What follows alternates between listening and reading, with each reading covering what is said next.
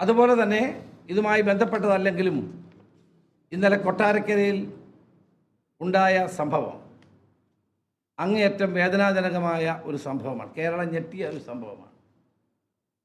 21 വയസ്സുള്ള വന്ദന എന്ന് പറയുന്ന ഡോക്ടർക്ക് ഉണ്ടായ അനുഭവം നാളെ കേരളത്തിൽ ഒരു ആരോഗ്യ പ്രവർത്തകർക്ക് ഉണ്ടാകാതിരിക്കട്ടെ എന്നാണ് എനിക്ക് പറയാനുള്ളത്. കേരളത്തിലെ പോലീസിന് നാണം കെട്ടുപോയ ഒരു സംഭവമാണത്. കേരളത്തിലെ പോലീസ് മുഖം നഷ്ടപ്പെട്ടു പോയ ഒരു സംഭവമാണിത്. ഇത്രയും സംഭവം ഉണ്ടായിട്ടും ഇപ്പോഴും എഫ്ഐആർ പരിശോധിക്കുമ്പോൾ ഏറ്റവും വലിയ കുറ്റം അല്ലെങ്കിൽ ശരിയായ നിലയിൽ എഫ്ഐആർ തയ്യാറാക്കാൻ പോലും പോലീസ് ശ്രമിച്ചില്ല. പോലീസിൻ്റെ എഫ്ഐആർ ഡിഫക്റ്റീവായ എഫ്ഐആർ ആണ്.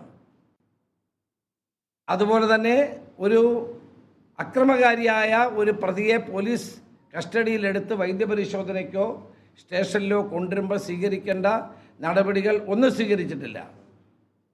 മതിയായ പോലീസ് സംരക്ഷണം ആ ഡോക്ടർക്കുണ്ടായില്ല.